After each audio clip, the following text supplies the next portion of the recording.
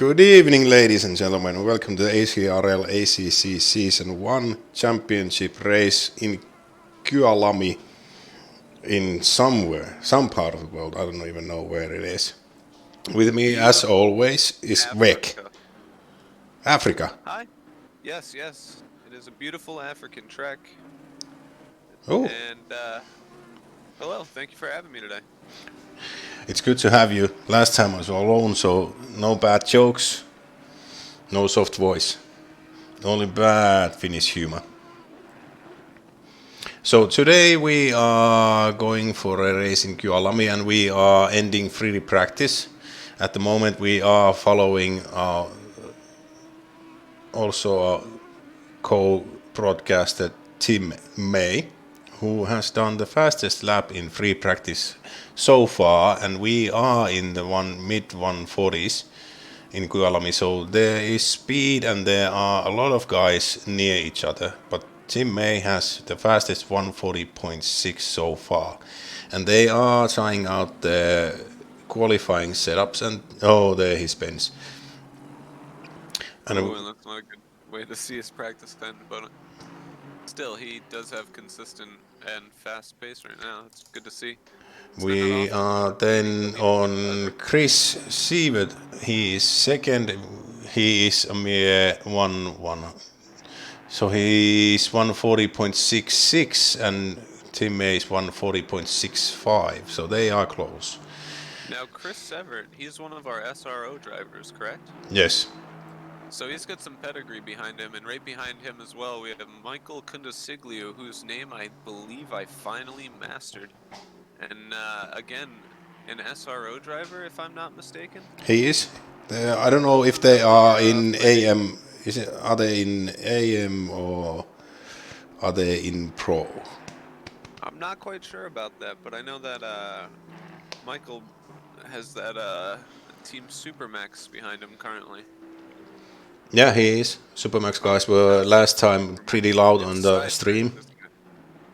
Yeah, I can see it down there now. It's Sidemax Motorworks. Mixing that up with Supernova over there. And Pete Speaking of just did Supernova, yeah, good lap from Pete. 140.7, so they are within 1/10 of each other, basically, for the top four guys. Not a lot of time left in practice, but we're gonna see qualifying get started soon. You notice we have a really good, diverse crowd of cars on this grid. Not a lot of trying to find the exploits, it seems.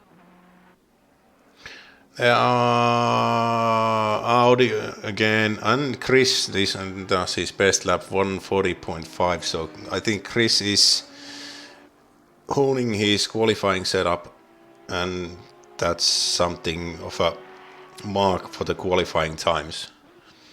Now the track temperature is 35 degrees and it is sunny and the air temperature is 27 degrees. So let's see how the weather is in qualifying, but if it's the same, we'll be expecting the same times. Maybe a little bit faster, hopefully. Now, you notice there's not a lot of McLarens today. It's normally a really strong car, but I think it just struggles around this track, maybe? At least the only one who's driving it is Kimmo, and Kimmo did say that he was struggling a bit with the speed. He got to below 142 in the pre-qualifying, so he did say he found some speed, but I don't know how bad the feeling is. He's in pits right now, so there's no need to follow him. But hopefully he As can do usual, well. we have the lone Lamborghini driven by Takamaki. So it's good to see nobody left out of the grid. So we have 23 cars in the race. As I look at the names, they are basically just about the regulars in split 1. There is a split 2 that has 23 or 4 cars also. So these are the fastest of the fast guys in ACRL. And notice the top of that list, you see the first near 10 people all within a second. going to be pretty tight as it goes through. Hopefully the racing's gonna be good. I'm gonna put up that track map on. So this is the pit straight that we are on. I'm gonna put on the helicam. This track is going to be really interesting. There's a lot of great potential for passes here. Yeah, there's not much passive time on this track. There's only one decent straight, which is the main straight, and then it's basically corner after corner after corner. And a lot of them you can really set yourself up to get a better run in, and you're going to see a lot of people pushing lines that don't seem productive, but I think it's going to work out in the end. Oh, I always forget. I have to go back to drive for that one. Forsberg is out, first one, and he is followed by who is it? Now, is that data sheet from real-life data? Because somebody's here is talking about the Porsche being approximately 4/10ths quicker, and McLaren 9/10ths slower, which, judging from overall performance of what the splits look like, I could believe it. There is a pretty high representation of Porsche here. And like I said, this is a track that is, well, you called it very active, and that's perfect for the Porsche. Yeah, hopefully there's somebody that will stump the Porsches and make them work for their money and not just be easy wins or easy places. Porsche isn't. It's not an easy car to drive, but it's fast when you know how to drive. Audi's being quick on everything, but Audi, as I heard at some point, Audi had the possibility of problems with tires and the occasional spinning to die. That was very strange, but I believe it was the blue Audi behind Takamaki currently. Let me see if I can see who that is. Let's see if I can find Takamaki somewhere there. And there's some blue Audi behind him. Who is it? The broadcast app is shit at this point because I don't know who's behind who. The order is mixed up at this moment. That is okay. It's Gleb Kuzin. Had a small off there. Just ended up he's out. Go through the dirt. Time out lap. So Forsberg is on his fast lap. I think he's the first one to do it. And he will set the pace until somebody else crosses. I'll tell you, he's got some pace, but he needs some sponsors because that paint job is not paying dividends right now. Yeah, it's been the theme of every ACC broadcast so far. I really don't like the Porsche colors. Every Porsche is basically colored with intentional rainbow-like colors. Neon. If you jump on board with Kundasiglio, he does have a good-looking Porsche. Oh yeah, he's done actually something to it other than do it pink. That you do not need to have an Easter color Porsche to succeed this season. Maybe perhaps they're using it as a distraction technique. When there's something that small and colorful in front of you, your eyes tend to focus on it. Maybe. Let's see, this isn't working. Oh, that's not working.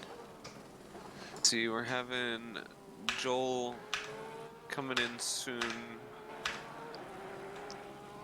No, we got something going on. Yep. So, Michael Kundaxilo does the first lap 141.1. Joel Forsberg and Pete does 140.5. So, straight away, Chris Sievert 140.5. Takamaki is a second behind Chris Sievert, so I'm expecting Takamaki to go much faster. Joel Forsberg is 1.3 seconds behind Chris Sievert at this moment. Team A coming in fourth, pushing it further down the line there. You're gonna see these times reach. Pete's on a green lap. Not too much. 139 before the end of qualifying. Last time they did the best laps on the first or second lap. So there might not be much of an improvement during this session, but I'm hoping there will be, because if we get to 139s, it's a bit better and faster, but let's see. It might be. Track is not that hot as it was in practice at the end of the practice, but let's see. We can actually, let's see, Pete is on a faster lap, so we'll be going in the cockpit, but he's got Forsberg in front of him and coming into the last corner. Let's see if he can improve and beat Chris. It looks like he's being held up a little through that corner, actually. And that is one of the problems with... He does improve, 140.4. You know he's going to want to be able to get by him so he can get that open air, and I feel like he might be hurting himself by being so close. He is faster. He is faster. He's a good second faster than Joel. So there's no point in hanging just behind him. I think he's gonna hurt himself in this lap. So I think he's gonna take it a bit slow and leave a gap. At least hopefully he'll do it. Let's see. Michael Kundaxlio is 3/10 up on his best lap, and we are jumping on him. I think you're gonna have to turn me up. Yep. There we go. Oh, this is the turn right there. That one is... It's a little hairy sometimes, you know? Get into it blind. Now he's gonna slow down here. That's gonna be Chris Sievert getting by him. I'm gonna try and bump you.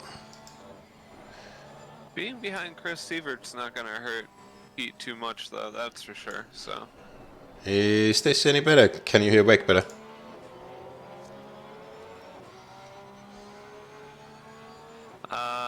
Can you hear me any better now? What if I use my professional voice? Oh. Hello. Thank you for calling. That's really unfortunate because I can't really do much about it. I'm gonna bump you to maximum and that's it. You're 200% up on my. So that's the most I can do. I can basically do some magic. Let's see. Can you turn the Discord volume up? Yeah, a lot. That might be what's required today.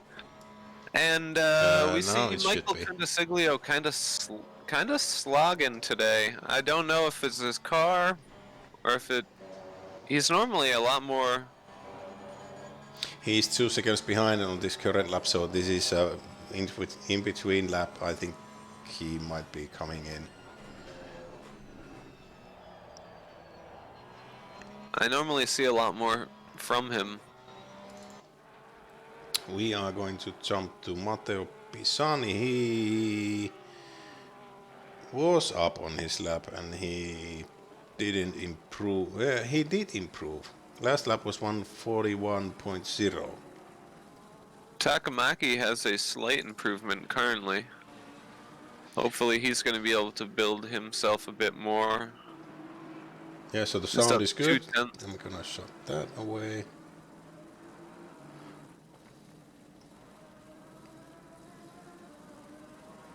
And a couple of guys diving into the pits, gonna probably put a bit more fuel in, maybe switch to another set of tires. Now something fun about this, I do love the aspect of ACC where you have a limited number of tire sets for the week or for the day. So if you burn up your tires too many times during practice and qualifying, you might find yourself shit out of luck, I believe, yeah? You can do it, but I don't. We at the moment are not implementing a tire limit on it.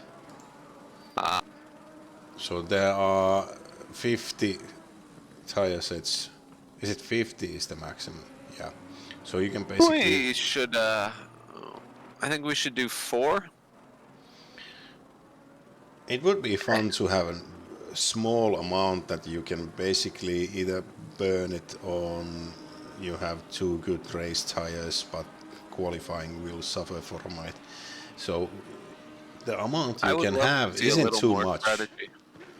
It could bring it, but the tire amounts and some of the stuff are planned for a whole race weekend, and we as a league do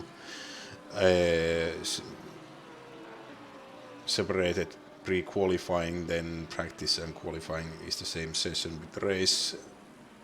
It might be fun. So that's something for the mod teams to take a note in. I think it would be an interesting change if you had a limited number of sets of tires that you could use in pre-qualifying as well. I know that's almost impossible to track, but if you could only do 7 sets of tires of pre-qualifying, that's still a lot of laps, but it's not a lot of optimal laps. Yeah, that basically hurt somebody like me who does the whole practice in pre-qualifying. Basically, I don't do offline practice. I go to pre-qualifying. I just grind it. Usually, It's an interesting approach. yeah. But I don't know. I just doing offline alone. It's kind of boring, and then there's other people hopefully on the server. You get some kind of view or what they're doing, and I like to drive with other people. If it needs sometimes I need to get out of the way, or he needs to get out of the way. But it's more fun driving with other people. Oh, I agree completely. And often I find that I put out my best performance when somebody else is there. Johannes Vitlacil. He is improving on his lap at the moment. Is he a new guy? He is. I haven't seen him Yes, before. I believe so. Sorry, Yeah. I'm eating a cookie, so... But yes, it's a name I've never seen before. So unless it's a pseudonym, I believe he is a new man. Usually the Always good to see ones someone that new come in with Split pseudonym. 1. Yeah, it's good to see new people. Welcome to the ACRL, Johannes. Hopefully there's friends and family watching the stream. It's He's in a exciting when somebody is GTR. able to get straight into the action as well. Yeah. I know personally when I started, I was very far from Split 1. That's how it usually goes in ACRL. You kind of start with the low splits. I started in split 3 in my first race. But I'm still struggling to get split 1. I've only ever made the cutoff once. I usually get in split 1, but then if I do a good race, I'm mid-pack. If I spin, I'm basically back of the pack. So Johannes is going for a fast lap, and his best is 142.4. So he did his best lap on the last lap. We can actually go on board with him. Let's see a good camera. Not that one. This one. Not really showing much. But I do like this camera. It shows the cockpit. Oh, you have, just so you know, you have 3 different onboards available to you, as well as the ones on the left for dash cam cockpit as well. I do like the variety of onboards, especially the one that shows the sheer intensity and focus of the driver. Yeah. They are statue-like. The helmet is moving a bit, but the G-forces aren't really pushing him in a fast motion.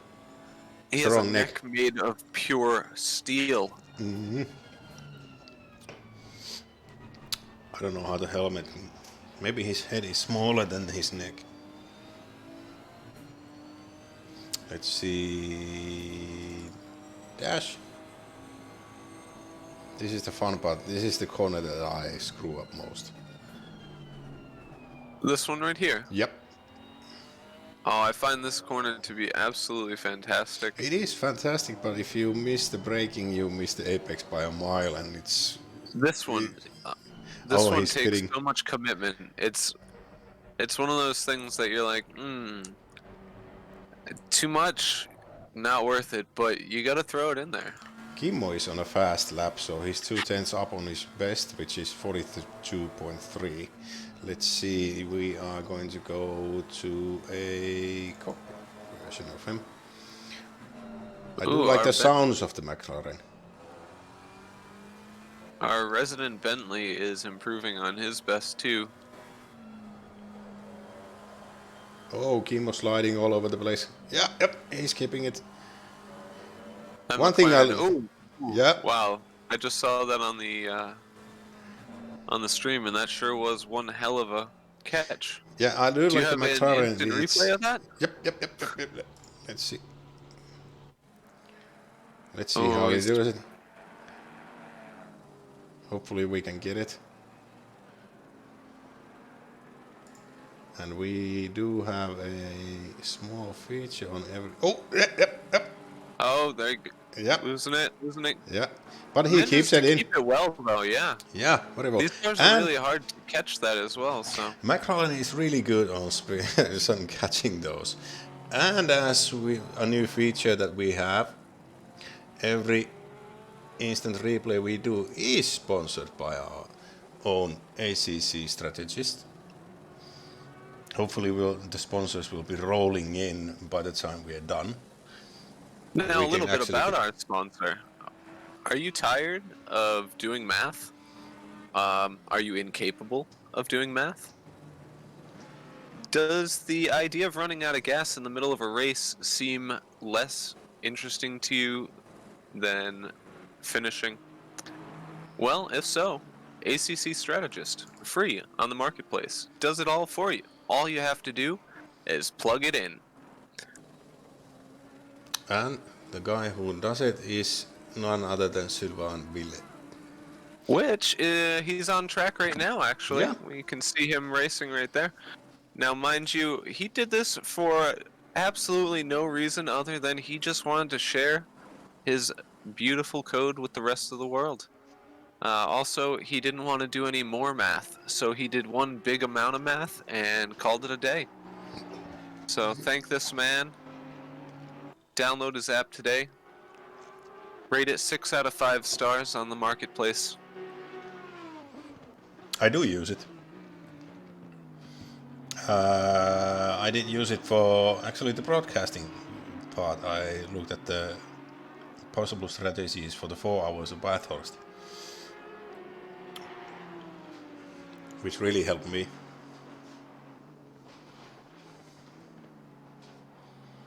Oh, he's going wide. Maybe, yeah, he's down, so he gave way and he will go. Yeah, Chris was on a fast lap. And he just went wide, so the dirty tires going for a fast lap. So let's see how Sylvain does. And we are going to go on cockpit view with him. So if he keeps out with Chris, he's gonna have a good lap. Hopefully. This is pretty much the only time you have to relax on this straight. And it's not even a perfect straight. It has a minor turn in the middle of it just to throw you off. Then you climb up the hill. And as you get... Nearly. Oh. Yeah, he's not gonna go. He is down on his best lap, so he's gonna have some trouble getting in quicker times at the moment. I like this in the next one, the left-hander, then the right uphill, and then it gets into the corner that we talked about. You have to brake basically that blind. Corner back there, the uphill when it then dips back down, that's the one that catches me off the most when I find myself shoulder to shoulder with someone. I'm actually expecting the left-hander uphill and then the brakes on for the left-hander to be some cause of mayhem. And this one also, the corner that I don't like much. I'm expecting to see a lot of dives into the corner right there. I think there's going to be a lot of dives, a lot of side by side, maybe we'll see There's not a 2 lot or of high 3 speed wide. sections, but No, there's a lot of good braking zones. yeah, and you can battle for the whole lap easily.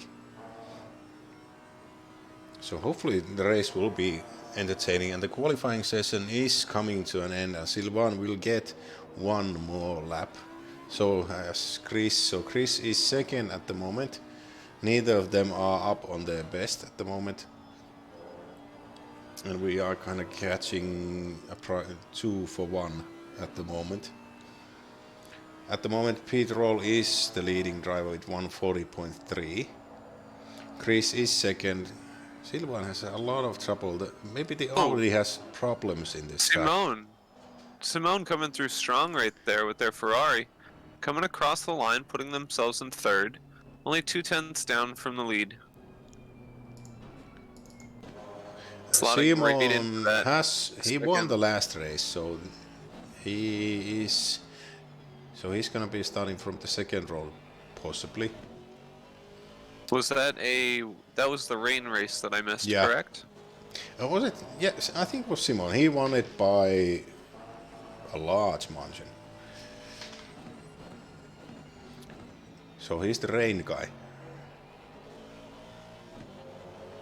Takamäki in pits. Michael is out. I don't know if it's Pete and Chris are out, and Chris is coming to the home straight, but I don't think he's gonna do better. Nope, 2/10 behind on his own best.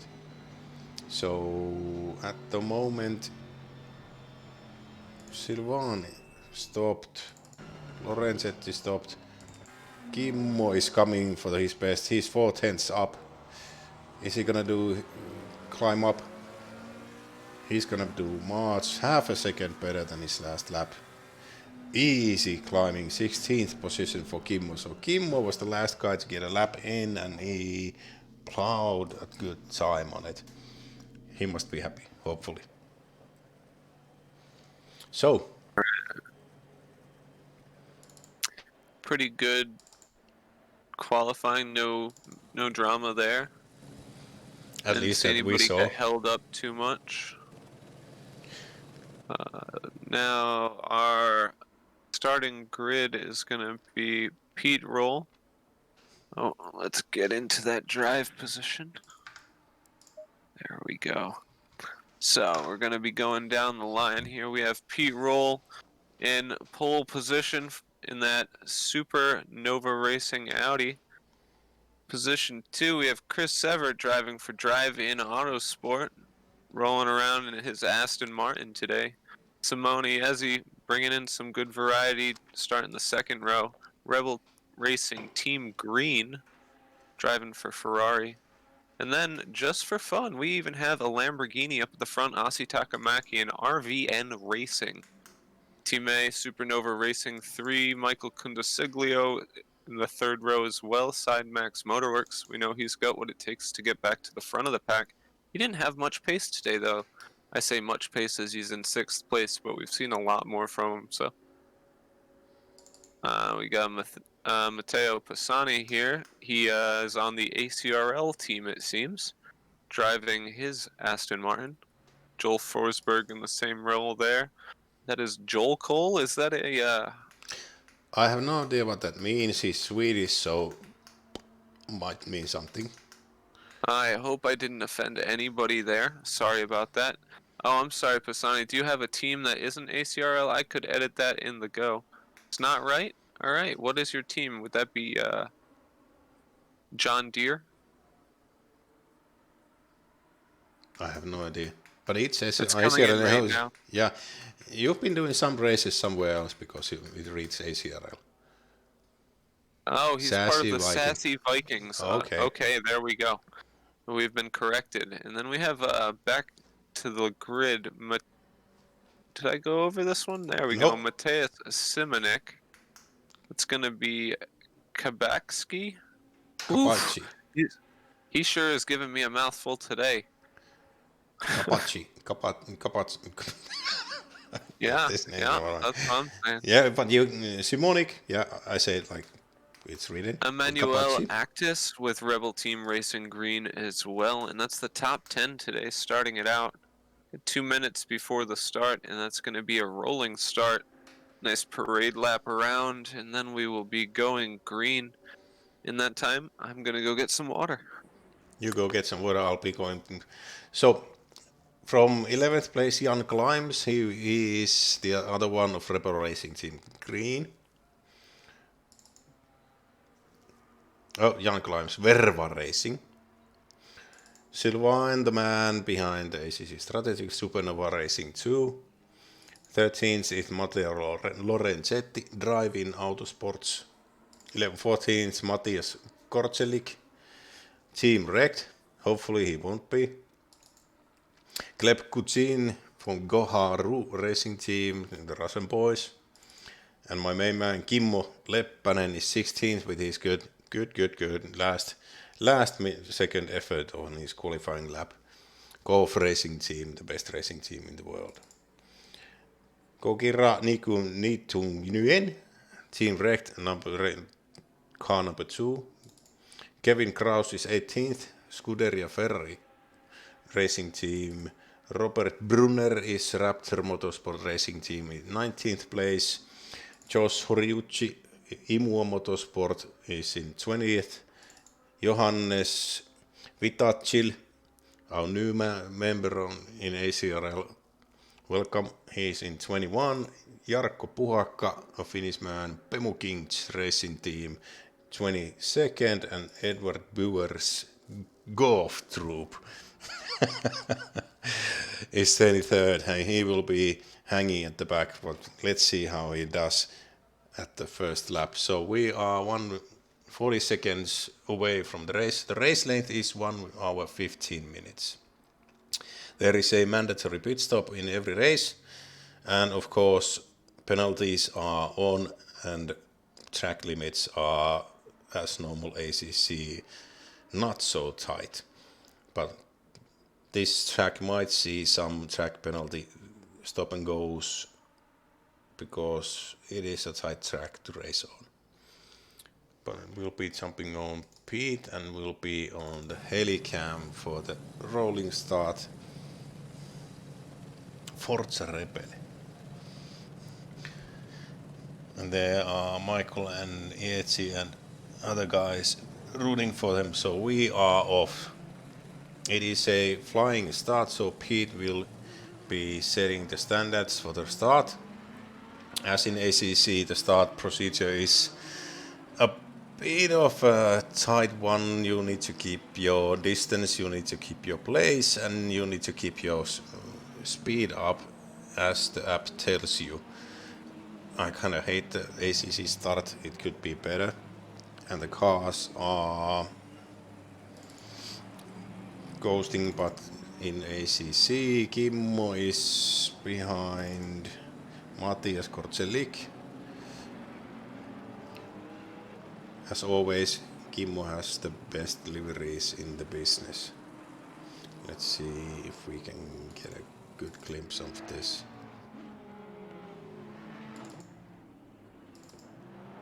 This one. Boom, goof. Everybody seems to be behaving. Pisani as always with the green car. Sassy Kings. I have not known any time that he hasn't had a green car. There we go, and I'm back. Welcome. We are off on the formation lap, and they are just, I think Kuchin is causing some kind of problems for the guys behind. He's not keeping a steady speed. Ooh, hopefully we don't see any penalties leveled from a poor formation lap. I always hate to see that. I like to see everything get underway nice and clean. The start procedure, I did kind of say that I don't like it. It might be because I've had a few penalties and starting from the pits because of it. I hate it, but it is what it is. I don't know. I think the season first start of the season. I had to start from the pits, but that was probably because I forgot to turn the engine on. All right, and here we go. They're lining up 2 by 2. And we will They're gonna be be going on helicam. beautiful. Good choice right there. That's the best thing about being our own broadcast network. We don't have to rely on the cams they choose. Nothing worse than when those broadcasters are talking about something but unable to show it. Yeah, since I'm in control of the camera, so hopefully the racing will be displayed in some kind of fashion. And we will be using the instant replay function as much as we can to the best. Got a little tight there at the back of the field. I think I saw a little bump there from one of those Easter cars. Hopefully I'm wrong, but here we come around the final turn onto the straight. Will it be a clean start? The first 2 rows are quite a bit separate. There we go. Clean into the first corner. They are lining up. Pete keeps it. However, it looks like Takamaki is going to be moving for an attempt on the outside.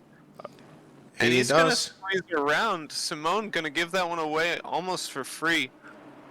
And a little further back, things are getting a little feisty. I see that's a manual Actis getting bullied, it looks like.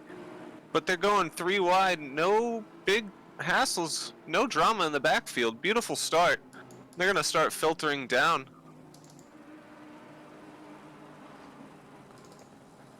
And let's go to the front leaders. They are lining up, so Ossi made his move. I think Simon just didn't want to try his luck and get some kind of impact and then maybe damage from it. So now, Ossi is... according to my logs, we do have quite a few bumps from the back, but nobody spun, nobody got pushed too wide, so a little bit of rubbing, a little bit of nudging, but all's fair in love and war. Doesn't look like anybody lost out too bad from that either, so. There are nearly 10 accidents logging on, so I'm sure at least nothing somebody bad. will protest something, but you know, honestly, from my perspective, it didn't look too bad. And they're filtering around pretty good. It's going to be a little while till you see people at the front making a move. They have a lot of similar pace up here, and let's see, Kimmo. Pete is starting to build a small gap.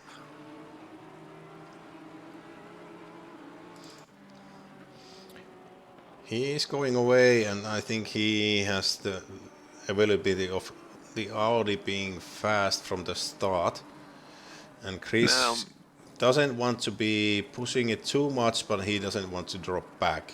And this that we haven't seen yet, which car is good at which sector. There might be something that the Audi is better on the first sector, and then after that, yeah, Chris is using the braking zones to get closer. Maybe he can brake a bit later in the first part. And he's spinning. This is spin. Nope, let's see the replay. We're watching the replay. Chris hits the inside curbs a bit too much, nearly spins. Ooh. And then he keeps it in. And then Takamaki is right on his tail again. Takamaki just had an issue. You should take a quick look at that. Looked like Takamaki went wide. I don't know if there was contact, but he went wide, and Simone got past him easily. So Simone, I think it looked like he made a move on Severt, and him maybe had contact. Not too sure about that one, but he lost out in the end. So I think Pete is just hot lapping right now. There's nobody pushing behind him, and the guys behind are just making small mistakes and having to dodge one another. So they have trouble, and they are losing time every lap. This is really good though for one person, Michael.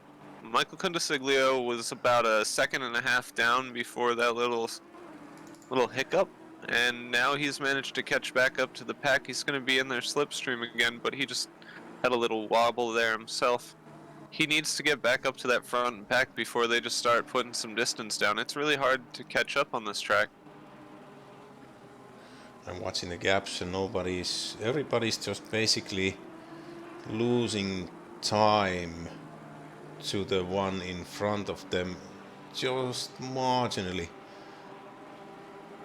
Well, this is an aero-heavy class, and you can't spend too much time that close behind somebody without being in dirty air, right?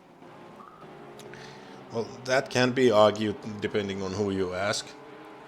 There are those that claim GT3s are not they're not aero dependent, but they use aero, and if you get enough damage on your front or your rear, it really starts to work on your times. So you can't lose time, but dirty air, how much does it affect it? I don't know, maybe Aris knows. I imagine it would have a bit to do with how well you could brake. Braking is extremely dependent on your aerodynamics. Braking and the mid-speed, high-speed corners are really hard when you've got front-end damage. The car just plows along. Looking at the lap times right now, we see Chris Everett with the best one so far, 1:41.0, closest to the qualifying times we saw. Down in the backfield, weirdly in the backfield, you're seeing some times that are even faster than the midfield right now for their best, but overall the times are mid to high 141s, with Chris just putting down some really, really good laps right now. Chris is behind 3/10 behind his best lap, and Pete is 3/10 up on his best lap. So Pete is doing a good lap right now, and he will be doing. He's not gonna do a better lap than Chris has done with this pace, No. but he will be gaining a lot of time. The gap is 1.3 seconds at the moment, and Chris isn't doing that well. Is Simon? No, Simon's not too near him, so he doesn't need to worry about Simon. I think Takamäki is just. I think he's pissed because he did a mistake and lost his position, which he gained so beautifully in the start. Gleb Kuzin, Goharu Racing Team, doing nearly a second better than his best lap so far. He's looking to gain that 10th spot, running down James Climbs. James Climbs just running alone right now. He's trying to catch up to the back of the front pack, but I'm sure Mr. Kuzin would like a chance at that. Kuzin will be working on him. It is a long race, so 1 hour and 7 minutes left. There's no actual hurry on, but you don't want somebody to go away. Simone very, very close to the back of Severt through these turns. He's finally putting some pressure down, getting to within a 10th. It's beautifully close, and he will be making a move if he gets a chance. Absolutely, and I'm curious where they're going to be looking for that opportunity. Let's go on board Simon and see how it looks like. He is in speeding distance of Chris. Severt, of course, really happy right now knowing that this is going on, because he's got to love having to waste all this time defending. And he is falling back at all times. Yeah, he's half a second behind 2 his seconds best. back now. So, I mean, Pete's just running away as Chris is looking in his mirror. I think Chris needs to be aware at all times, and there might be a. Yep, Chris playing defensive. He's trying to shake the draft right now. Is he going to go for the inside line, or is it going to be Simon taking a peek on the inside but keeps the racing line? Yeah, Chris knew that he wouldn't throw it away there. And Takamaki running a little wide there behind loses out in their chase. They were getting pretty close to the back of Simone themselves. I think Now, the it would be number 2 and interesting to number see 3. Simone and Takamaki both get by.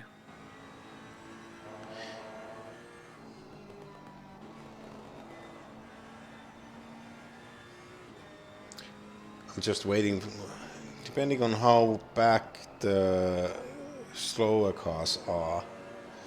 I'm gonna put on the track map a bit. They're still pretty tight, so there's not gonna be an issue with traffic for a while.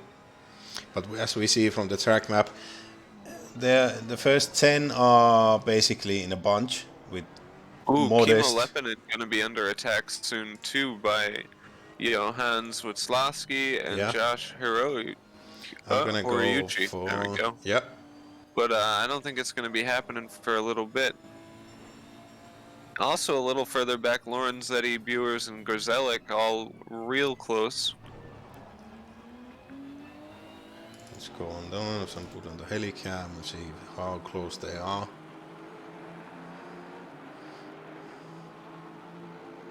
Now the cameraman pans on the right part. Yeah, Gorzelik with the horrible pause. There is a Simone nicer falling train. back a little from the bumper of Chris over this last lap. I think he needs to just. I think Simone needs to realize that if he keeps pushing, they will be falling more and more back from Pete. But if he drops a little bit back, Chris might be able to just bump the pace up a bit, and Simone can basically draft him a bit and keep with him. So maybe they will be able to catch him. Who knows? Condosiglia is all over the back bumper of Forsberg and is about 3/10 faster in his best lap. And I'm sure as Forsberg is going to be looking for the back of Takamaki, he might not even see this one coming. Forsberg doing really well. Usually it's early days in the race. Forsberg has speed, but he usually has the tendency to do something. Spin a bit, hit something, and then he drops closer to the mid-pack. But talking near the mid-pack, oh boy, Tim May. Making moves. He's got Pisani right behind him, and he's got Simonik in front of him, and Timmer needs to just defend. He can't be worried about Simonik. The best defense right now is to attack beyond Simonik, so that way Pisani has to make the same attack. Yeah. Why defend when you can attack? Yeah, but you need to defend from Pisani, and Pisani and Timmer know each other really well, so I think he's gonna do a move. Watch. Oh, nearly. So I think Pisani is testing his brakes where he can maybe outbrake Timmer. However, I still think that Timmer should, instead of looking behind him, dive to that inside and make Pisani work twice as hard to get by him. It's simple math. It is simple. Yeah, you need to go faster. If I put one more person between me and you, you have to now go you have to go past one extra person to pass me. It is quite simple. I don't know how they think racing is hard. Yeah, you just have to be it's like the old saying, I don't have to outrun the lion, I just have to outrun the other person. That's the old story, yeah. Don't be the slowest guy. Meanwhile, Forsberg wants a bit of Takamaki. Ooh, Takamaki runs wide there. I don't know what track limits are like in ACC, to be honest. I don't really... they are a bit lately. loose.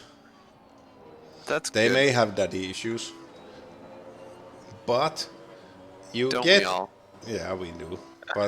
But you get penalties because you get a few warnings. Is it 3 warnings and then you get a penalty? Pisani is really not giving Time a chance to breathe either. It's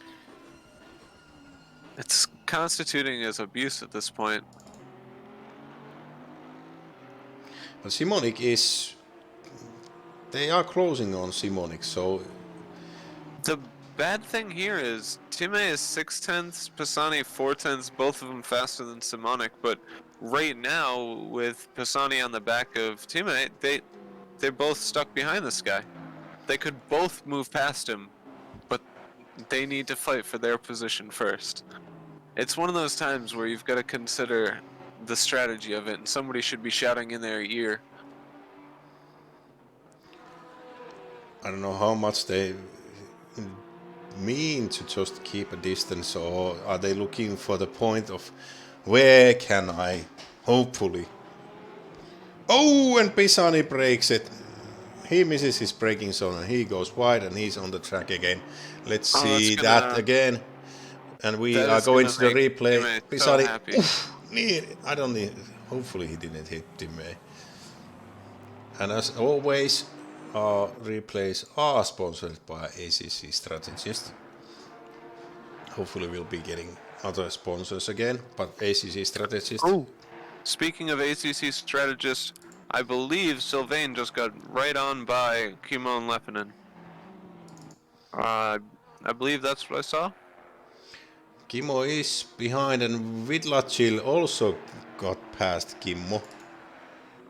Let's see that one. We're gonna watch it. Vidlacil is behind Kimmo going around the left-hander. And Kimmo goes a bit wide. He misses a bit speed there. Vidlacil coming behind. Does Kimmo miss the braking spot? Yeah. And he goes nicely inside of Kimmo. Very well done. So Vidlacil moving up with a very good pass.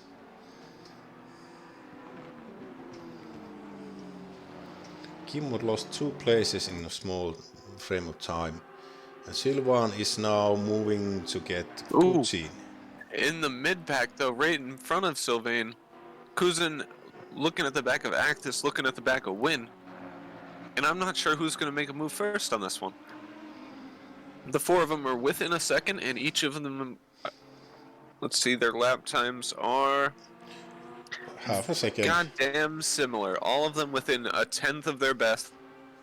Any one of them makes a small mistake, I'm sure you're going to see a big swap. Silvan just caught the 3 of them pretty easily, so I think he's the fastest of this 4 bunch. He is. Although the one leading it, Win, is putting down laps that were about a 1/10 faster than Sylvain.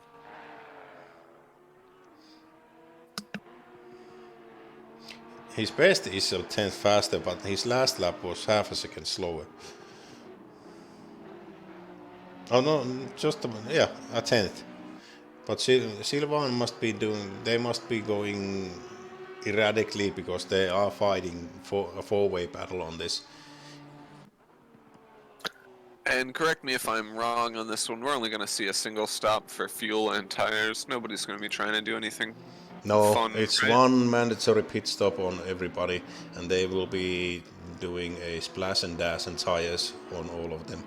There's no need Now, how did you know that? Did you use the ACC Strategist app to find the optimal strategy today?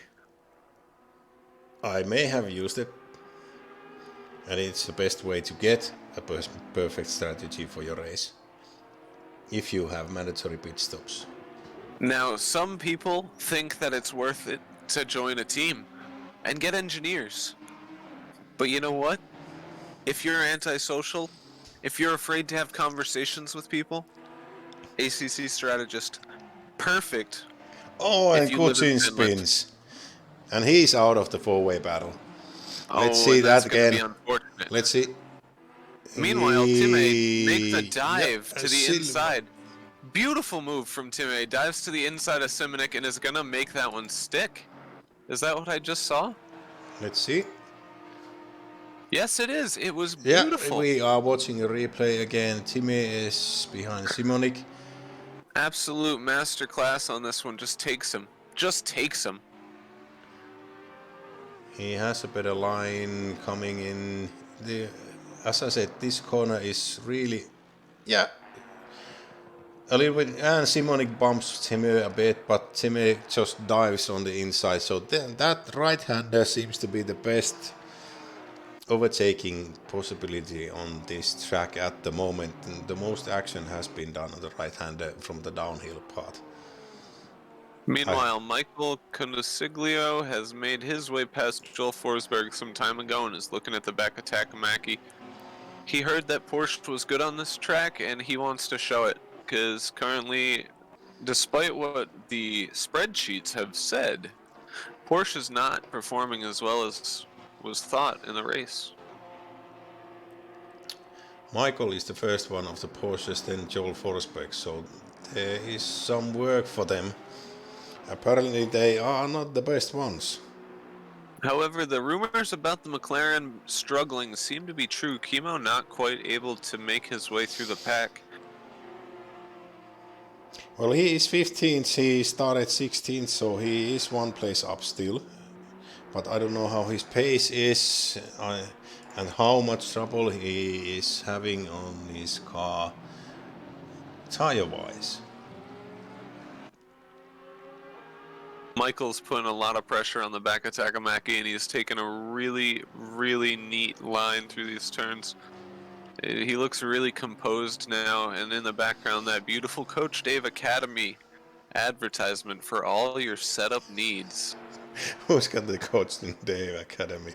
Who was it? No, it's right on the in-game billboards. So you know, if you need your setups and you don't want to do them, there you go. They're not even paying me to say that. Oh, it's not a huge jumbotron. Up your game, right there in the background. Yep. Oh. And we It's too do good to be true. really like Coach Dave in ACRL. Now, mind you, another one of the sponsors on track today, Fanatec. Great gear. They can send it to each and every one of us, and we would be happy with that now, wouldn't we? Look at those. Yeah. Those fans look socially distanced as well. Good effort from Kunos on the details. Let's see how Pete is doing. Actually, see, Chris has managed to keep the gap in a reasonable time, so it's 2.8 second gap against Pete. I see something ruminating here. Brunner looking at the inside of Mr. Lorenzetti. Is he going to make it go? I think he did, and yep, there he goes, takes the position. They're going to battle it out, though. Lorenzetti not going to let it go that quick. Let's see that one again. Little bit of front engine Nicely done. A bit of a clipping on the inside curbs, but gets away with it. He's driving. Yep, he's driving the boldly, so a little bump doesn't hurt it. It's so big. The bumps go down, not the car that goes up. Oh, they're hitting each other. Oh, that's no good. A little bit of contact. Yeah. Oh. It's a good battle going on. Oh, and that Porsche back there looking to capitalize Torcelli on all gets of it. past Brunner. Kucin gets past. Everybody gets past Brunner now. I think Brunner just is gonna be mad about that. He did so much work to get past, and then he kinda. The bump passing was really apparent there. Ooh, and the Porsche runs wide. Brunner gets a good run, but I think Brewers is thinking of making a move. I think maybe Brunner has some trouble with time. He did run a bit wide and he did eat too much curbs, so I don't know how the tires will affect. Maybe he's overheating a bit. Ooh, Mr. Paisani up there getting real close to the back of Simonek. Then he falls back really quick. Had a little bobble, it looks like. That's unfortunate.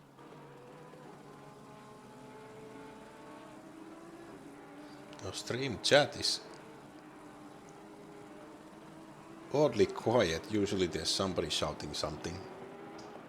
Normally There's it's not enough Pisani. drama today. Yeah. Well, Pisani can't be shouting at us because he's currently racing.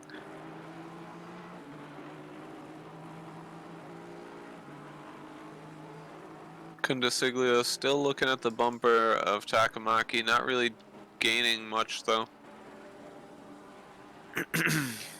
This is the part when everybody gets to their own pace and then starts to just grind away unless there's battles going on, and the most battles are at the back half of the race.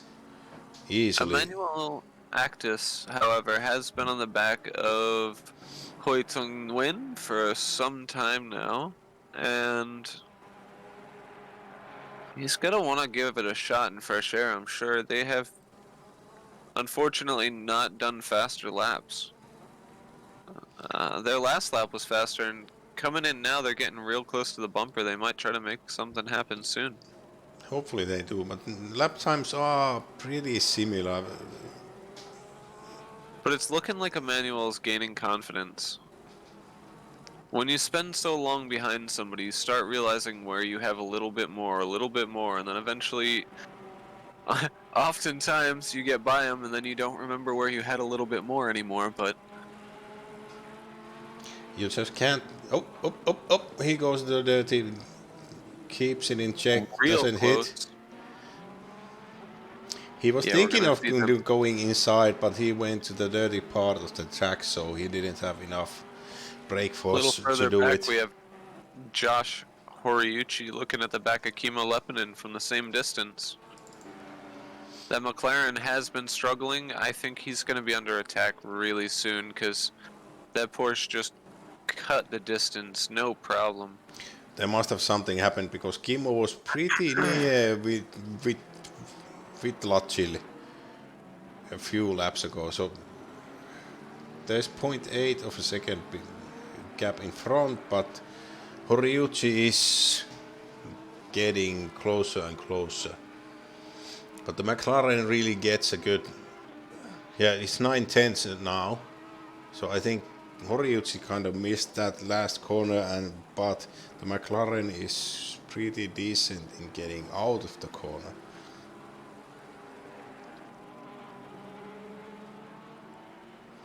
So they are moving.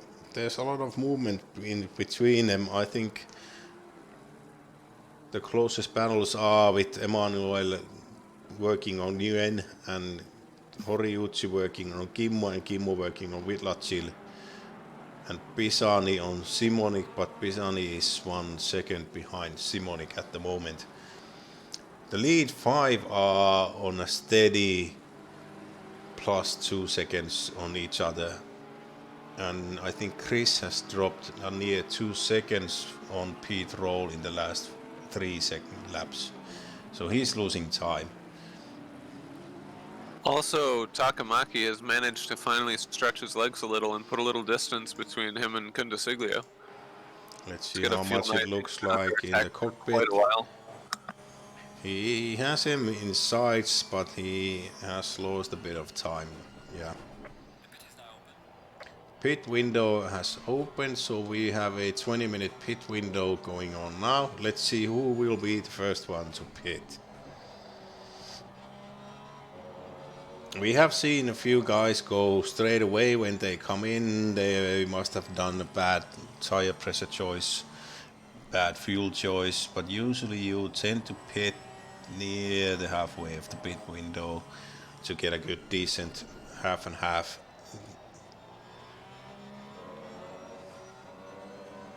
And depending on who's been hot lapping like hell. If Pete's been doing a lot of work on his hot lap, he might need to come a bit early. Now, some of the people who I predict are going to pit, I think that it's going to be Mr. Simonek because currently Pisani's pushing pretty hard to catch up to him, and if he pits right now, it wastes all that effort. It's a good time to burn up his tires, and he doesn't have to worry about defending. I don't know how long the Oh, there's Kucin, tire. Silvan, and Korcelik are in pits. And there are. Kucin was the first one to get out. Silvan is the second to get out from the pits. So they have done their pit stops already. So is there some kind of magic going on early? And Pisani goes a bit wide on the corner, and then Kucin. But Kucin went out first, so I think Pisani just nearly did a move on him. Oh, Silvan Ville nearly did a move on him. Acerod is in pits, and Timber is in pits.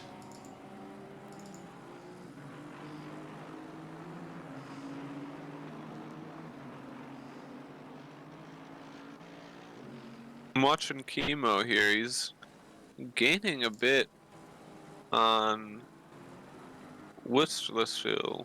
Is that the name I'm looking at there? Vitlacil. Vitlacil made a pass on Kimmo, which was really good. On the right hander, he just braked a bit later, got inside. Kimmo had to yield the corner because he had significant better overlap. But Kimmo hasn't lost any time on him after that. Yeah, he's kept real well with him, and Horiuchi has not been able to make up the time. I don't know how the GTR is in different corners, but Kimmo just keeps up with him, but he can't make a move on him. He's been 6 to 8 tenths. Oh, he's now making a move, but he's on the outside, going outside, going outside. No, which one gets the better run out? It is Vidlacil that gets the better run out, but will he be keeping the inside? This is where you make your move. Yeah, Kimmo's making a move inside. Easily gets past, and a small bump from to commemorate the pass, and Kimmo gets past Villachil. So if Kimmo has, and Villachil makes a big And it looks like mistake. he might be under attack again. Yeah, Horiuchi. Horiuchi's smelling blood in the water. But Nope. that Nope. GTR is a powerhouse, a sheer grunter when it gets a chance to put the power down. So Kimmo and Villachil and Horiuchi are battling, but Kimmo is now making a gap, and because those two are fighting hard. Speaking about fighting, Pisani's still looking at the back of Simonek, but not quite as close as he was a lap ago.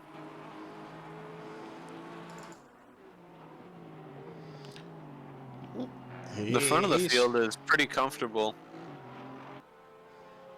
You don't see too much gain anymore. Everybody seems to be looking at a pretty consistent pace right now. And Sievert is the first one from the top 5 to pit. He's rolling in the pits.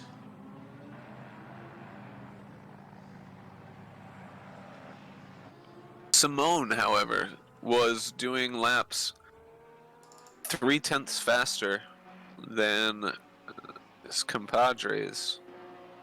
So he's going to benefit from that pit, but he's going to need to go himself soon.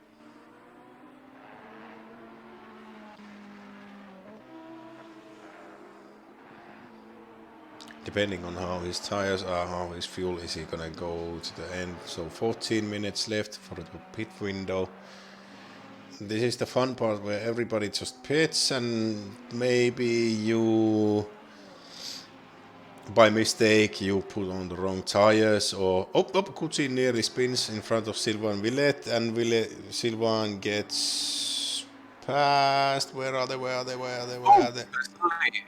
Doing a little bit of lawn mowing. It's gonna hurt him.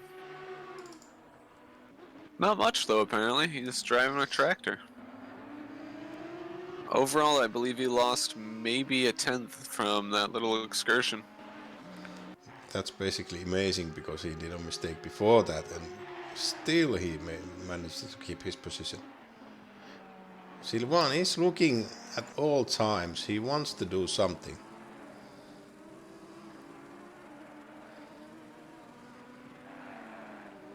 So it's an Audi versus Audi battle going on for the 19th position, and it's basically which one will be the first one to brake late or miss a braking zone.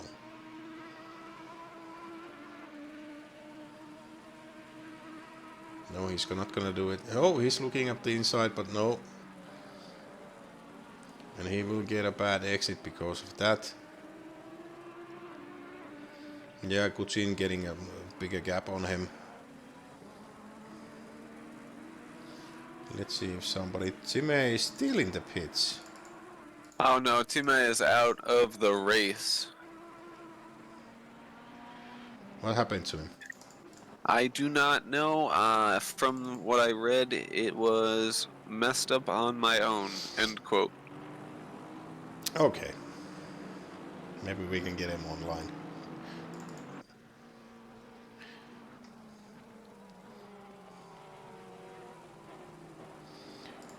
Maybe I'll ask him.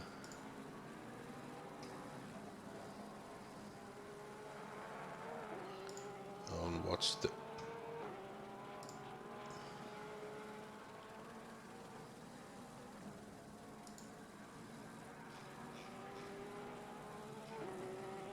Nope. There's nothing... No comments yet. Alright. On track, we see nobody under attack. Boers people is have been close to behind. Brunner, so there is some action going on. So Edward Boers Goof Troop team is close to Robert Brunner, but can he actually make a move? He's not close enough to do actually something. And they have Chris Sievert behind them, but Chris has done his pit stop and neither of these two have done their pit stop. So they are mid to rear back.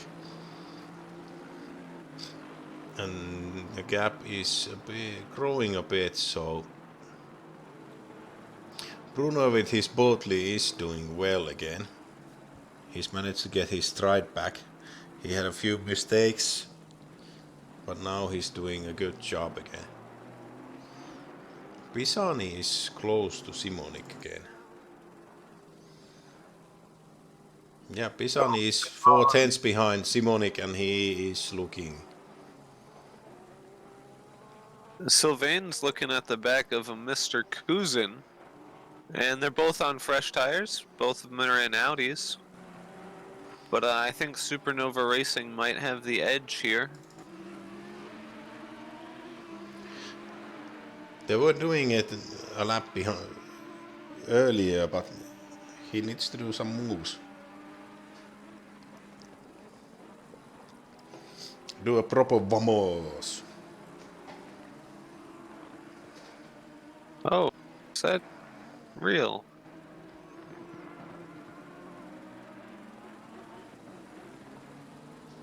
Alright, Takamaki has done his pit stop, comes out. Hietsi Gonna and be Kunde right Michael behind Mr. Severt. Simon and Michael are in pits also, so Pete Roll and Joel Forsberg are the only ones from top tier that haven't done pits. And Simonik Pisani just decided he needs to pit. He was really close to Simonik, so I think he has it in mind that he will pass Simonik in the pits. Because they were really close. There was less than half a second gap between them. So the one who gets a better pit entry and exit will win this. So this is the one I'm gonna be watching, at least on my Jump app. on board real quick and you can see Chris Severt as he's about to tear on past Mr. Brunner. He's got fresher tires, a bit more pace, and This is the I'm part. sure Is this he is gonna gonna go happen inside? quick. Yep. Yep, He's he's going gonna look to the inside. inside. Takes that pretty easy. Brunner though gets a good exit. Not able to get enough speed though, and Chris is just gonna take and drive on off. Oh, nearly Bronner decided maybe I'll do a dive in. No, Chris is going to be safe there. He's going to be putting some distance down. But Takamaki doing something right back there behind. Looks like Takamaki, if my timing was right, just... Oh, that was Simone coming out of the pits, I believe. Yeah, Simone is out of the pits. So Michael Takamaki is going to have is to out gain of to the that pits. position. Pisani is out of the pits, but Simonic Kundasiglio hasn't gone in.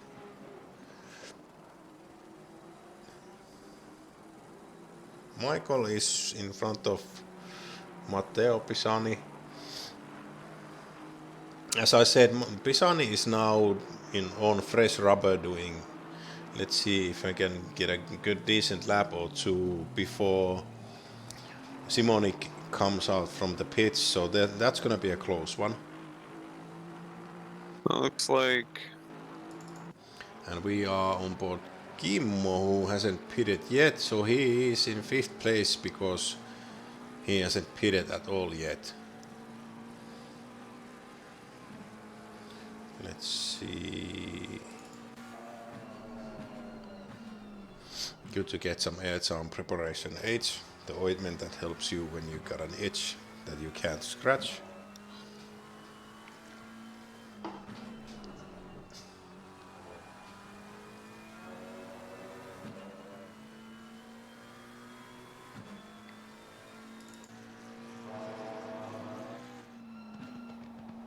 Takamaki now coming up to the back bumper of Brunner as well. Brunner has yet to pit, so this is going to be a pretty easy one for him to get around. We're gonna watch it on Helicam. He will be making a move on the next corner, I think. Nope. No, it looks like he wants to play it a little safer, gonna set him up. This is the one that he can't make a move on. The next one is probably his best bet.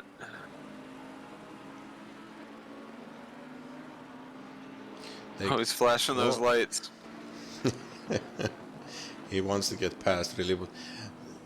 Oh, and he looks like he either ran wide or respected it. I'm not sure which one of those is true. They are on the same lap, so there's no need to give way. And it looks like he was thinking about going back. But really, he just doesn't have the pace on those tires right now. And Simone is nearly going in. So Simone is the one. Is an entire second and a half faster than Brunner in his last lap. And Brunner gets in the pits now, and Simone gets a clear lap to try to catch Takamaki. Chris has done his pit stop. Pete Roll has done his pit stop, but Mateusz Simonic is in the lead at the moment, so Kapatski Racing has the P1 position. Oh. Nice English. 1 minute 32 left of the race, and he hasn't done his pit stop at all. And he's got 5 minutes left to do his pit stop. So that's about near 3 laps to get in the pits. Kimo just threw on a pair of fresh old rubbers and is heading out. Gonna come out not too far down. Hopefully that'll give him a little bit more. Maybe he made a few adjustments because he did seem to be struggling a little. He had better race pace than I expected, though, considering the way qualifying is going. He has decent race pace. He can do good race stints, and he doesn't make too many mistakes that can be blamed on him. And he is 10th at the moment, and there are 2 guys that haven't done a pit stop yet, so 11th at the moment. So he's done a good climb on the last 10 laps to get a good decent position on the race.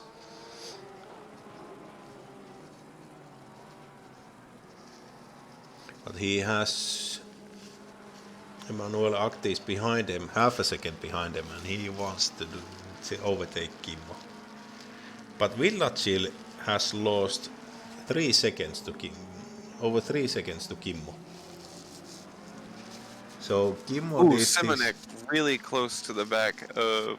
Oh, no, never mind. That's one of those cases of pit windows. I saw a small Yeah, but delta. did he And I get got in excited. front of Pisani? Yeah, a Confirmed lot. Pisani came out behind Forsberg and is flashing his lights. Why? What kind of foolishness is that? I think he's taken a page out of the Iberia handbook, so flashing lights at every point will give you speed. Ah, yes, yes. Oh, I've and he never goes been to wide. Iberia, but I like it. It's supposed to be something helpful and give you light speed. Apparently.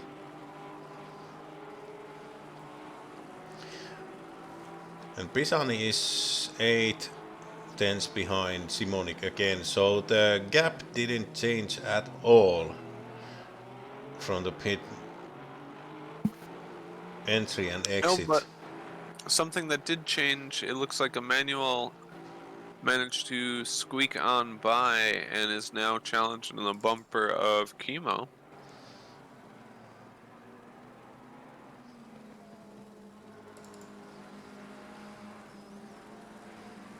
Let's see if there's movement.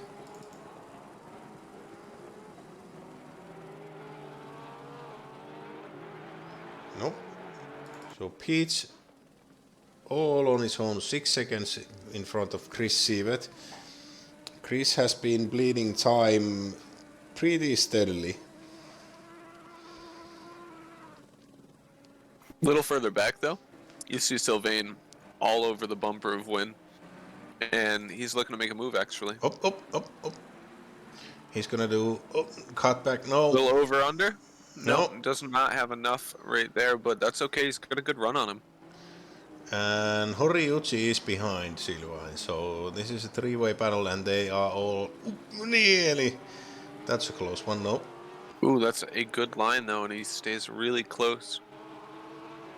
And there we go in the background, that beautiful Coach Dave Academy sponsor. Once again, Kunos, good choice. It's really hard to say that. Oh, he's making a move inside. Can he stick it? Makes Nope, the nope. dive to the inside. But he gets a bad exit because of it. He needs to cut, and he's back in square one again. Not that terrible, though. Doesn't end up losing out any. And there's Oh, still, and there and we there go. goes Win. It looks like just maybe a little bit of He went pressure, too and wide. he went off. Yeah, he went too wide, just off the curbing and AstroTurf to the sand part, and then he spun his Porsche. So now, Ran a little yep. too close to the sun right there. So now Horiuchi is behind Sylvain. Let's see if Sylvain can start building a gap behind to Horiuchi. Or will Horiuchi have enough speed to keep up with Sylvain? Oh, he misses his braking, so nearly hits Sylvain and drops back. He lost only a second on that one. Pisani's still chasing down Simonic, is that what? Yes. Yeah. Still They've been chasing down doing this Simonic, for the near but, race. For whole of the race, they've been just. it kind of looks like Simonic is, got his bearing. Pit window closed now, so everybody did manage to get in. No penalties there. I haven't seen any stop and go penalties at all. Yeah, the drivers have been very good. I find it. Well, the track limits are pretty lenient, and there's no runoff, but hopefully we'll see some action because of it. And the last minutes are always the best part to get a stop and go penalty.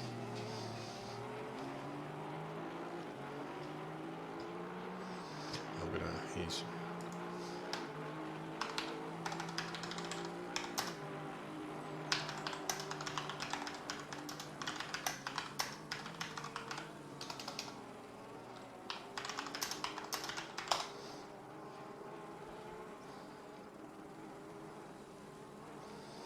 Let's see if Tim can come on talk to us about his complete and utter failure to finish a race.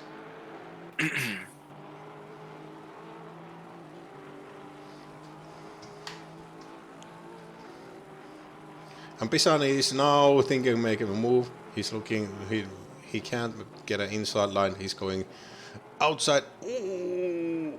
He's got a lot of grip out there, though, and Yeah. he He looks like gets he's the gonna make best the line, and stick. he makes it stick. That was a nice. Beautiful move. We wanna watch that again. Let's see it again. Goes from the outside. He gets the grippy line, goes wide, and easily makes a good pass. That was basically one of the best outside passes that we've seen ever. That could end up being the move of the day, and of course, that replay brought to you by our sponsor, ACC Strategist, the best in refueling app technology. Don't like math? Like ACC Strategist. And he is building a gap, hopefully, but I don't think Simonic will let him go that easily. And depending on the tires and braking zones, will he be making any stupid dive bombs? I know Simonic, he Let's doesn't talk do. about dive bombs. Let's talk about Horiuchi. Let's talk about how close he has managed to get to Sylvain. He's got real tidy lines, and it looks like Sylvain's getting a little loose. Yeah. The pressure may be racking up there. That Porsche looks like it's taken a few dings, a few bangs, Yeah, but he's maybe got the some aero is damage. better now. Might be. Maybe He does not want to come and talk to us about this, but that's okay.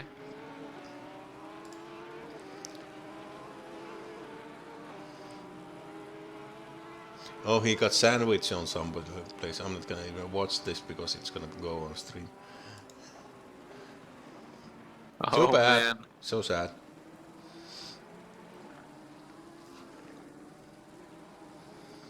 Horiuchi is kind of he keeps getting close to Sylvain, but then he drops back. So I think he's not getting good exits on the corners because he's trying to overbreak Sylvain on every entry, and he's losing on exits at all times. I think he needs to just start focusing on driving a decent entry and getting better exits, and then work on his passing. Normally what happens when you get close enough but not really close enough, and then you want to brake later and brake later and brake later, and then you're compromising your exit of the corner, and then you're just basically losing time and ruining your tires at the same time. I think he's not gonna make a pass or move if Silva nearly loses it. Oh, Simonik goes wide, just barely misses the wall, takes out a Let's see. Pollard, but I mean, We are watching the damn. replay. Let's see how it goes and does it. He was. Whew. Close one, I'll tell you.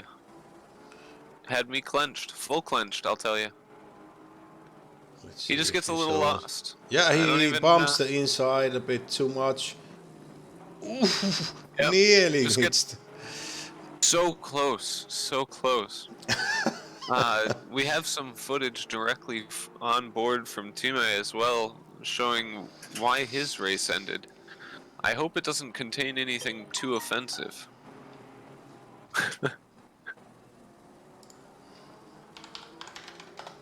I'm not gonna put it on stream at any point. There might be some words that the sensitive people of the world that get butthurt from everything might get I think butthurt. we've said most of those words on stream already. No, I think Time handles them pretty much better. And they finish. They sound a lot better. I do enjoy those Finnish curse words.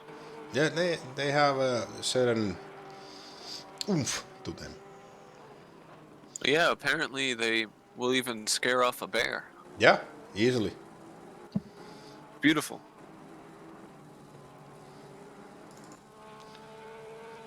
Jan climbs, is driving on his own. Let's see if we can catch somebody Forsberg is now in front of Pisani, and Pisani is 7/10 behind. 5/10 behind now, so Pisani is catching up to Joel Forsberg. Yeah, that Simonek fell back a little. Pisani's, he's not so worried about what's going on behind him. It's always a nice feeling. Yeah, but now he's gonna get blocked because Forsberg will start to defend and they will start to slow down. And that might be the place that Simonik catches up on them, and it's gonna be a three-way battle again. Horiuchi still only a half second down, but he's not being able to put any distance on the back of Sylvain. Whereas Lorenzetti is doing some things right now, a little bingo bango right there, but he's still the inside still. That's Buer's running wide. No, that's a Win running real wide, losing 2 positions. Let's see if we Lorenzetti can and catch Buer the action taking out. on the replay again. So Looks we a are on Lorenzetti. little possibly Yeah, there's a foul there, bump. but And Lorenzetti goes inside, outside. No, no, no, not hitting. No, no. And then he goes wide. yeah, unforced error. That's nice. That was good driving.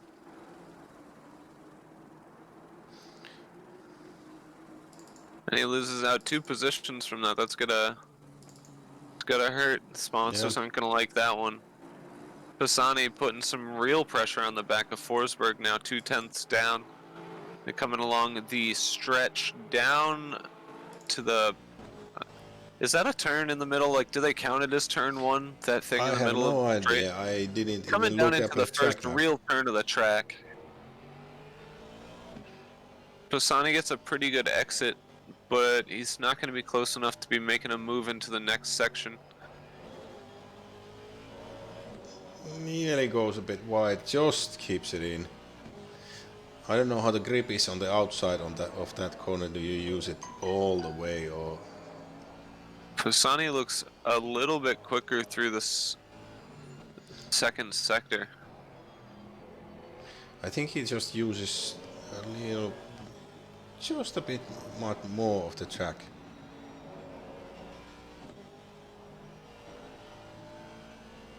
But he really can't catch him up on this enough so to maybe make a move.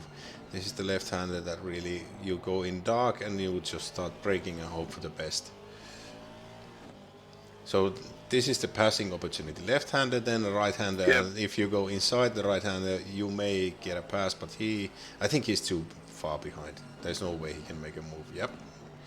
He's keeping on the fast line, and he is faster on that corner than Forsberg. So that's where I think he's gonna make a move on that one, but he needs to be closer to make a move. So the end of the first sector and the start of the second sector work out pretty good for Pisani. But unfortunately, he just doesn't get close enough before right there where you were saying he should get a try. He's going to have to tighten up this second sector. Yeah, that's where he needs to do the work for the pass. Oh, and Forsberg goes wide. Oh, Can he that's make going to it? be real helpful. Let's go the heli cam. Pisani, that's what he needs at the start for sure. Now he's got a chance if he can keep this. Because now he's really he's close not here. gonna do a move on this corner, but the next one. No, I think he just backed off a bit. Well, Forsberg was just going gung-ho on that corner. Oh, but he stays real close there. He changed his lineup, but it didn't hurt him at all. As I said, Simonik struggling to is... keep up. Yeah, he's struggling, but he is What was keeping the that? gap. Did you hear that? What? I heard like a gunshot. Outside? It sounded like it was in my headphones, to be honest. Hopefully in their headphones. Maybe they're doing backfires on the cars now. It was so loud that I actually jumped. Oh. Oh, wow. Okay, there goes Simonik Yeah. right off. He goes wide. He's just not able to keep up with this pace. But Pisani also, he's been on the back, but he's not able to keep that 1 2 He tenths that he loses needs. his position on the second sector, so that's where And the Porsche is basically better, at least it's a shame on because car. that's where his best opportunity to pass is. Yeah. Maybe if he gets a good exit on the last corner and into the first corner entry, he might have a chance. Hopefully.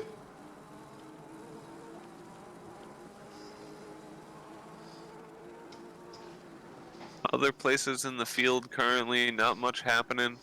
We do have a little bit of action down in the lower ranks. You have Boers looking at the back of Lorenzetti, but not really attacking.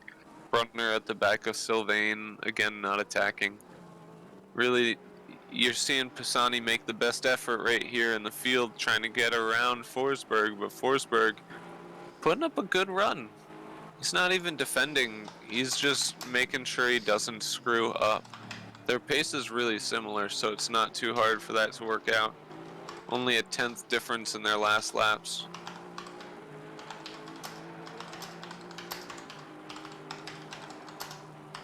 Oh, there is a bug that gives you a loud bang? Well, that was absolutely terrifying. It really did sound like a gunshot. I jumped. What a bug. Holy damn. It's just backfire. If that happened while I was driving, I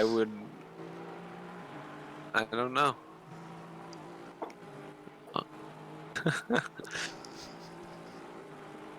Jesus.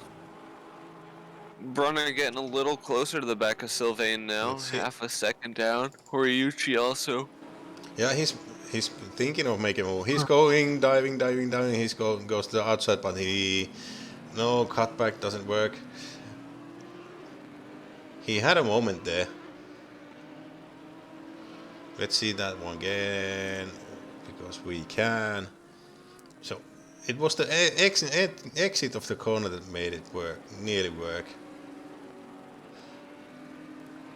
And then he gets a better exit again. And he tries to go outside, he goes wide a bit, but the cutback just doesn't work, and Sylvain gets a better exit. So they are battling. There's a few battles, so Brunner and Sylvain Villet are battling at times. I see a counterattack coming from Sylvain really soon, though. There we go. He's going to dive to the inside right there. And Nope. Oof.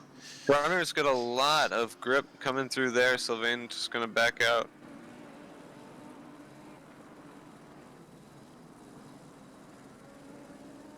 But again, he's right on the back of him again, so we're probably going to see an opportunity into the diving right-hander as well, if he can get close enough.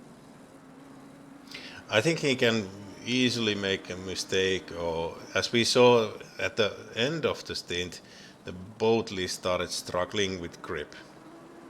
Now, I'm not sure if it's a visual thing, but it looks like the Audi is bouncing a little bit over some of these sections where the rest of the cars seem pretty planted. And it might be a visual thing, but it seems to be most of the Audis. I wonder their suspension just handling some of those turns a little different, because it seems like they struggle when I notice they're bouncing. It might, yeah, there you go. It's just.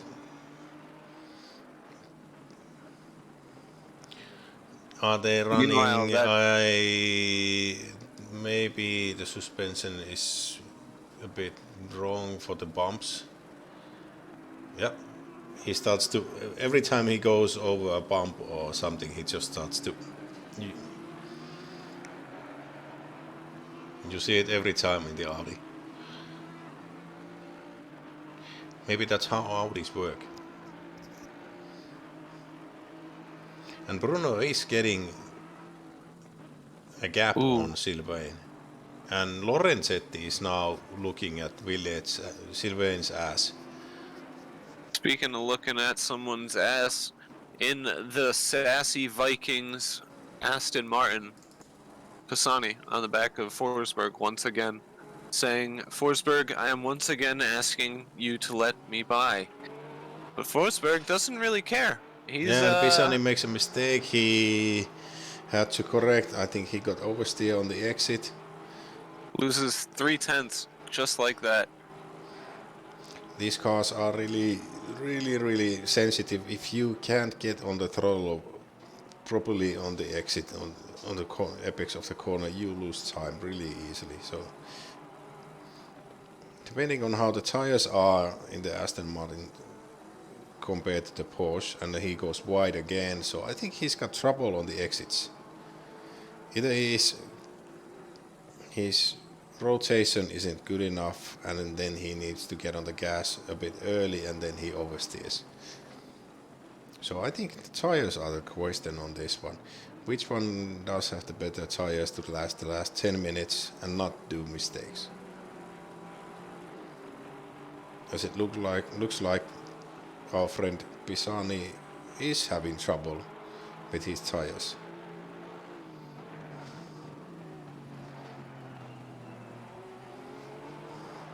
And we have Michael Kundaksiu friends again in the chat. Yeah, Michael's doing well again. He's 5th.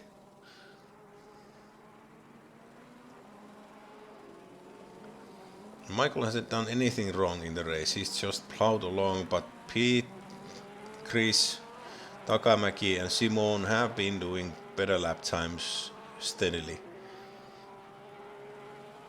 Yes, sometimes you don't have any bad luck, but you just don't have enough good luck. Or, to be honest, just not enough pace, to be honest. You know, There's not much difference. His best lap is 141.3 and Pete has done a 140.8.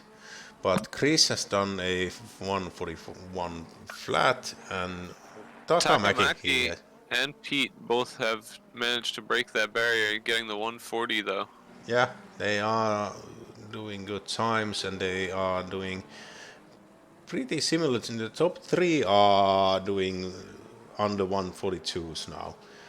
But after that, they are 142 point something. So Simon, Michael, Forsberg, Pisani, Simonik, they are all within a 3/10 window of each other in lap time. So they are not gaining or losing time. And Pisani is slightly faster than Forsberg at the moment, but he just can't get past. It's a good position for the first 5 people right now. Nobody really has to worry too much about anybody attacking them in the last 8 minutes. No, I think Pisani needs to just still has to worry though. Yeah, the best battle for the last minutes is Forsberg and Pisani, and Simonik is, well, he's kind of struggling behind. He hasn't lost time, but he hasn't gained any. But if those two manages to do something, I think the winner easily of those 3 is Simonik. Because Lorenzetti getting really close to the back of Mr. Villette. And will he be looking for something? I think so.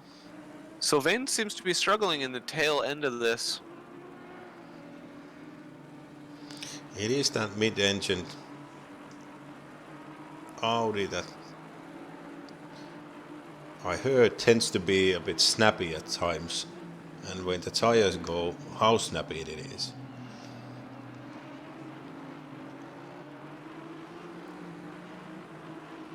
To be quite honest, very excited personally to see Kimo up in the top 10 right now, doing justice for the McLaren, which apparently was supposed to just be terrible today. He is plowing along. 10th place, started 16th, so he's gained 6 places just by doing well, driving well, not doing anything stupid.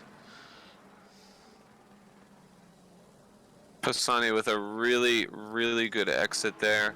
He is really close to the back bumper of Forsberg once again. Let's see if he can make a move on this corner. No, he's going wide. Is he gonna? He's gonna try and get a good exit on the last corner. Yep. I think he's gonna make a move on this. With only 6 minutes remaining, you know he would much rather be defending I for think the last Forsberg 6. just did a brake check on him a bit, so he had to back off. Simonek really excited with that brake check. Now he's within attacking distance of Pisani. And Pisani needs to defend, and he's gonna lose the battle for P6 if he needs to start defending on. Yep. And he has to take a defensive line there, and that's really gonna hurt him being on the attacking foot. Oh, nice exit from Simonik, but he needs to just go wide. I think he needs to lift. He got way better exit than Pisani.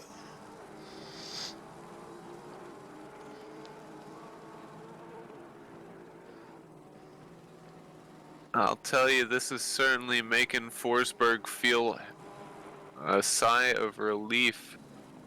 He is now a second clear of Pisani. Pisani completely on the defense.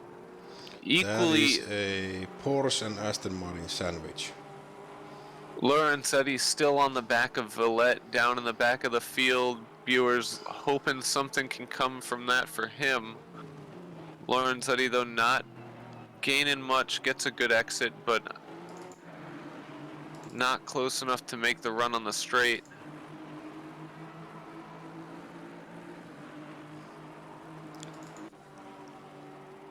Let's see if Pisani gets to defend. Now Simonek looking, sizing up Pisani, but he runs wide onto the grass. That's going to hurt him, that's for sure. Yeah, I think Pisani just needs to focus in front, not behind.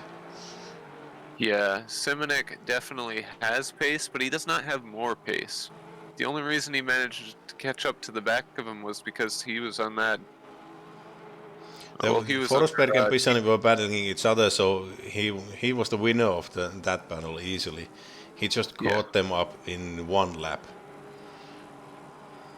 But realistically, Pisani has more pace than Simonek right now. As I say that, Simonek with a beautiful exit. Yeah, the same corner. I think the Porsche has absolute madness. 3/10 of a second on that one corner. But he runs wide again. He is using all the track plus just a little more.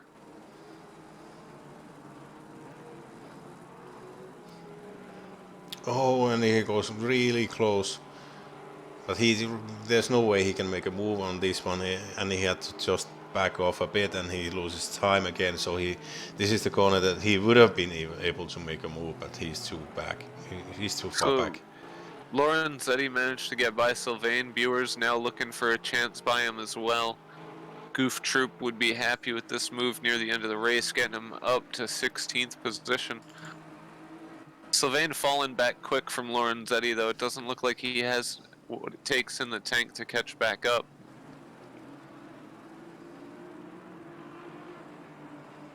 Up at the front, you still see our lead 5 completely untouchable from where they are.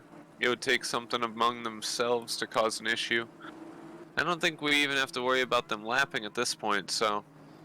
No. Yeah, they're not going to hit any lap traffic, so it's going to be a pretty dramaless ending for those 5, but Pisani and Simonek still having some drama back there. No, there's not. Pisani back to Forsberg and Simonek back to the bumper of Pisani. Viewers still looking at a chance at Ville, but has yet to take the opportunity. He is making a move now. Can Pisani hold? Yep. He gets so much better exit every time than Pisani on that corner. And it looks like he's going to try for the inside, but no, he's not going to be there in time, so he's just going to tuck in behind. Goes wide again. He really is using all of the track plus some every time. It's remarkable how often I see a little bit of that dust kick up as he touches the dirt. He is working hard on that possible attempt on P7. 3/10 faster last lap, but 5/10 slower overall. Pisani's got to be hating having to defend instead of getting this opportunity he needs to attack Forsberg.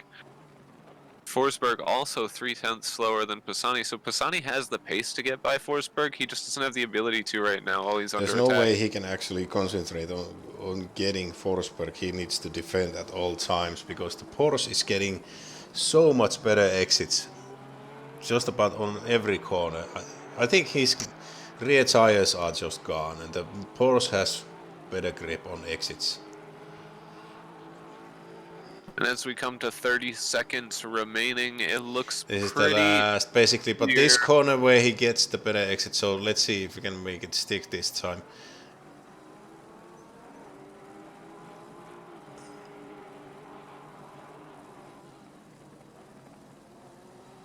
With 14 seconds left, Pete is going to be coming over the line. No, that's the sector line. Okay.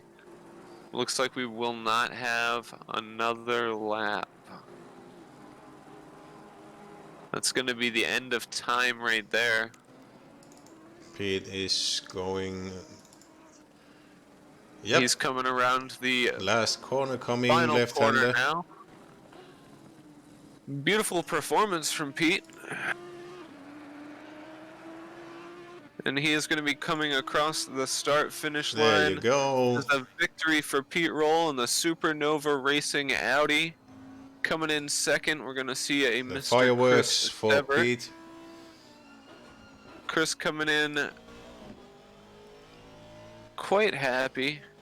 Also Second behind place him. for Driving Autosport. Asi Takamaki coming in there. RVN Racing in that Lamborghini. Michael did get Simone. close to Simone, but not Yeah, he close almost enough. managed to catch that gap up, but Simone gonna manage to take 4th place today in his Rebel Racing Team Green Machine. But now let's Michael see. Consiglio. Michael going, and then Joel gets it. Pisani Pisani not keeps it. managing. Pisani wanted it so bad near the end, and there you see the ultimate insult, in my opinion. Simonik flashing his lights, thinking he had the pace. He'll notice when he watches this back that he did not have the pace in that battle. Pisani needed maybe a couple more laps, maybe a little less pressure from behind, and I think he would have been able to take 6th position today, but he ends up in 7th. Mateusz Simonik in 8th. Jan Climbs coming across 9th. right now in 9th. Kimo Lepinen coming around the final corner, going to take 10th today. That's our final 10. And pretty good race all around. I don't see any more challenges on the board. No, Nope, everybody finished up now. Horuichi. Good And racing today. Vidlacil. Nothing egregious today. No. Really good race. A lot of action. Yeah. A lot of different cars working different ways. It was nice to watch the back and forth of a few of these people who are a little closer in pace. Some of these guys just stretched their lead and never looked back today, though. No. Pete, Chris, and Takamaki. Takamaki actually battled his way up throughout the ranks. Pete and Chris, though, they really did have a battle with themselves for the longest of times. Pete was just his pace. Let's see, his best lap was 140.8.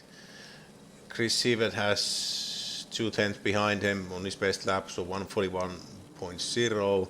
And Ossi had sub 141. And Simon Iertsi 141.2. So the pace wasn't too different, but I think Pete just did it way better. We got some a little bit of salt there about the calling of blue flags, apparently. Again, as usual. But good race today. Unfortunately, I'm not going to be doing any after race interviews. Feel free if you'd like. I am going to be heading out, though. I don't know if anybody wants, but I don't have any too much. If we get somebody in who wants, maybe, yeah. If somebody wants to come. Either way, it was a good broadcast today. Thank you for having me. I'll see you next week. You're going to be there for WEMSA? I'm not sure. Hopefully, yeah. Good Let's time see to who's. plug the rest If of there's our gonna be series. 4 broadcasters jumping at the Yeah, spot, I know. maybe. But who So knows? we run a series almost every Sunday. This Sunday was ACC. Next weekend will be our Assetto Corsa League. Currently an endurance series, multi-class. Everybody loves multi-class. It is a WEMSA series. The races are long, they're fun, and come join us. Yeah, and then Thank you. we've got 2 weeks from now we have Nürburgring, and then at some point we will be having 4-hour races within ACC Championship season. I don't know, is it Suzuka? And then Yes, we have there's Suzuka and then something else I don't remember, but that's okay. neither do I. But either way, thank you Thank again. you. I will see you soon. Yeah, we're gonna end this. There's nobody. I'm not gonna get any interviews done neither by myself. So good fun. Thank you for the races. If you're interested in ACRL, look up internet ACRL official or what was it? ACRL ACRLonline.org. online.org. And don't go to the one that's Assetto Corsa Rally League. That's not us. They're just imposters who think they could steal our clout. Yeah, we'll be suing them. Yeah, we'll see them in court. Have a great day. Have a great day. Thank you. Good night, and see you next time.